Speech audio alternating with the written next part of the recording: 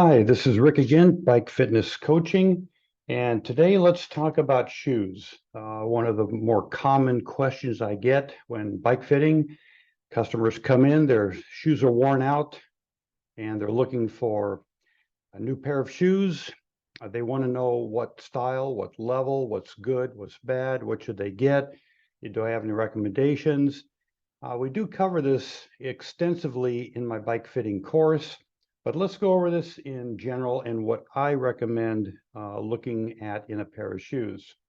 Number one of five. Number one is the level of shoe. Roughly speaking, around $100 shoe would be something like a spin shoe. It would have a plastic or some kind of a mesh upper with a soft plastic sole, or rubber with maybe a little piece of Kydex so the cleat doesn't press itself through the bottom and you can feel it through your into your foot. That's around $100 shoe, give or take. The next level shoe would be a synthetic leather upper, some kind of a fiberglass injection molded sole, around $100 to $200-ish, in that range. The next level up would be identical, except in the $200 to $300 range, the sole would be a carbon flock injected nylon. And the one example of the next level up would be more carbon flock. You can see the kind of the modeled appearance of the carbon fiber flock in there. And the highest level shoe, a greater than 3, roughly into the $400 range, you get a solid carbon fiber sole that you can't get any stiffer than that. Number two, what I look for is I look for slots. Slots instead of holes. Why I'm saying that is because when I'm putting cleats on, a lot of people, maybe a lot of heel in, some a little bit of heel out, but mainly a lot of people have heel in or major heel in. I can not only use the cleat, but I can use the slots to offset the cleat even further so I can get the person into the right orientation with their cleats. With a hole, I'm only relying on the cleat itself to do the adjustment. That's the second thing I look for. I personally like the carbon or full carbon sole. Has to have slots. Number three, the positioning of the cleat holes or the slots. Some shoes, going to compare these two. These slots are moved, these holes are moved way forward. These slots are moved a little bit further back. I can get everybody into the right position with their cleats with a shoe with slots like this. Personally speaking, I have never, over 4,000 fits, I've never been able to get one person into the correct orientation with this type of setup. The holes instead of slots, and the holes are moved more forward. Impossible to get the person into the right position. Number four, I look for the twist test. How robust is the shoe? Like this one, you can twist it quite a bit. This one, a little less so.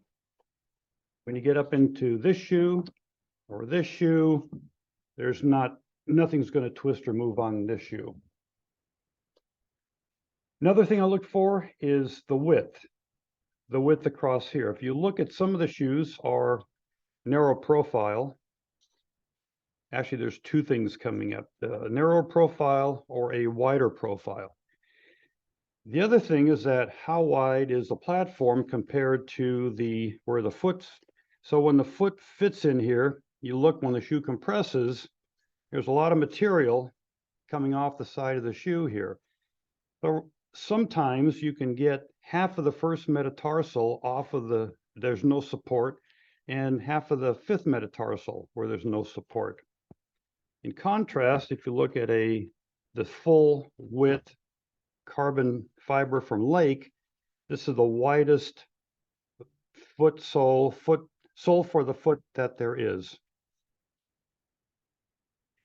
The other thing I look for is kind of a sixth issue is truth in advertising.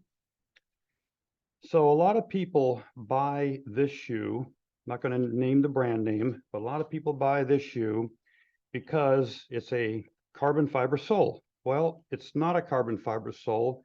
If you look at what a true carbon fiber sole looks like, what they have decided to do is to place a pattern into the injection mold to make it look like carbon fiber. Also, the word carbon. People see this and they think carbon fiber.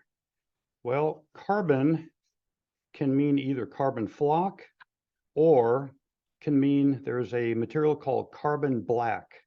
Carbon black is a UV inhibitor and used in rubbers and plastics. That's why your car tires are black. It prevents the sun from destroying your tires. Well, you can use carbon black in here, call it carbon, but it's kind of misleading to the consumer that this is a pattern that might look like full carbon fiber, like this one. The word carbon, this one does say carbon fiber. So look for truth in advertising. Also, people that have, I tore this shoe apart, old shoe. This is holes again, but they're further back. I haven't been able to adjust this one correctly. But people say, well, what happens if I strip these holes out?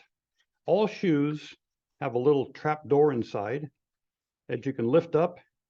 You can pop this little seal out and you can get access to the cleat nuts. You can usually pull, they're either single or they're in a set of 3, pull them out, put a new set in, and you're good to go. Hopefully that helps address some of the questions about shoes.